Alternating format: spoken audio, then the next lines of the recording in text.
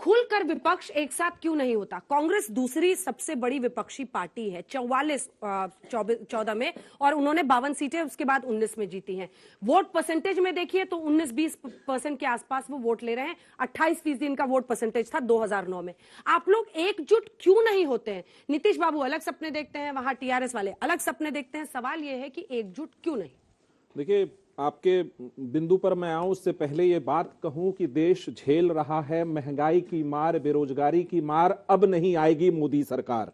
रही बात, हम एकजुट हैं। 7 पार्टियों का महागठबंधन बिहार में प्रायोगिक तौर पर नहीं, अटल स्वभाव में वहां पर चल रहा है। 63% वोट। ये बात उस पार्टी का शख्स कह रहा है जो लगातार 15 साल से वहां सत्ता में है। महंगाई बेरोजगारी क्या बिहार से खत्म हो गई है? बिहार का आज क्या हाल बनाकर रखा हुआ है? बिहार का विकास दर, मजाक बन गया है। बिहार का विकास दर देश में सर्वाधिक है। हाशिए पे पड़े बिहार की जो चुनौतियां थी, जाति संघार की चुनौतियां थी, नरसंहार की, उन चुनौतियों का सामना करते हुए आज बिहार में 29% महिलाएं पुलिस में नौकरी कर रही हैं। देश का सबसे ऐसा पहला राज्य है जहां 29% महिलाएं पुलिस में हैं, और 35% महिलाओं को सरकारी नौकरी में आरक्षण। देश में पहला राज्य बिहार बना। तो बिहार को आप नकारात्मक दृष्टिकोण से इस तरह ना देखें। उसके सीमित संसाधनों में आज 2 लाख करोड़ का बिहार का बजट है। मुख्यमंत्री अपना बिहार का बजट 2 लाख करोड़ का था। मेरे सवाल का एक सवाल का जवाब दे दीजिए। बताइए। देखिए सर, जब नरेंद्र मोदी केंद्र में आए तो गुजरात मॉडल लेकर आए। नीतीश बाबू का मॉडल क्या है? क्या मुख्यमंत्री अपना सरकारी अस्पताल में इलाज करा सकते हैं? बिल्कुल करा सकते हैं, बिल्कुल करा सकते हैं। क्यों नहीं करा सकते? आप एक बात बताइए, इस देश का नहीं, एक सवाल और है, इस देश के कितने नेता सरकारी अस्पताल में इलाज कराते हैं? ये बात किसी से छिपा नहीं है। ये आपका जवाब। दिल्ली में सारे सरकारी अस्पताल हैं, तो उसमें क्या नीतीश जी के इलाज नहीं करा सकते? बिहार मॉडल क्या है? बिहार मॉडल विपक्ष की महंगाई की जो मार झेल रहा है देश, उसके खिलाफ सभी पार्टियों को, चूंकि 63% वोट भी मोदी सरकार के खिलाफ है इस देश में, और वो पुलवामा वेव को लेकर के 303 सीट पर गए थे। उस समय जनता दल यूनाइटेड, अकाली दल, शिवसेना, सभी लोग उसके साथ थे।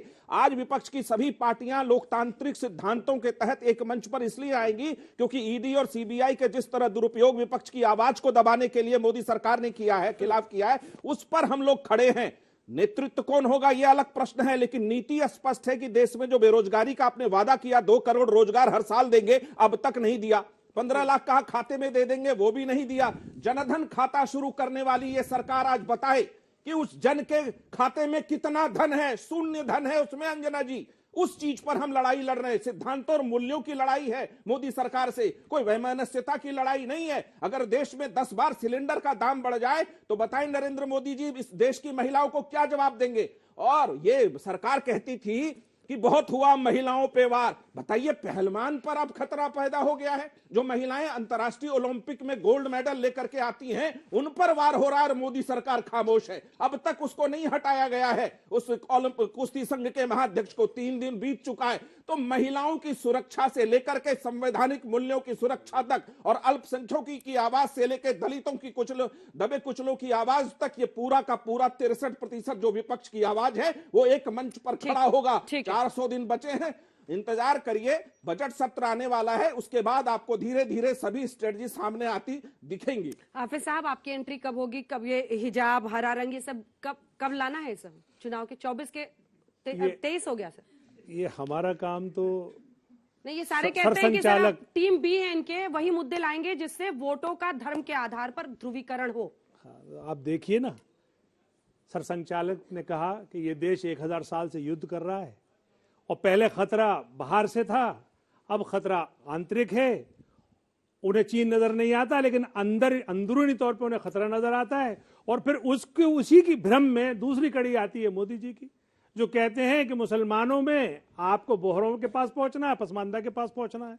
यानी मुसलमानों में भी डिवीजन कराने के लिए आप थे क्या वहां अंदर जब ये पीएम बोल रहे थे? कान लगा के ऐसे सुन रहे थे। देखिए साहब, ये आप जैसे प्रवक्ता और मीडिया इसको प्रोपेगेट कर रहा है। अब अंदर क्या हुआ था ये तो मैं सुनने नहीं गया, मुझे जो मैंने मीडिया को सुना वो मैंने सुना। जब लोग वोट करते हैं तो वो स्कूल, शिक्षा, सड़क, क्या मैं गलत कह रही हूँ?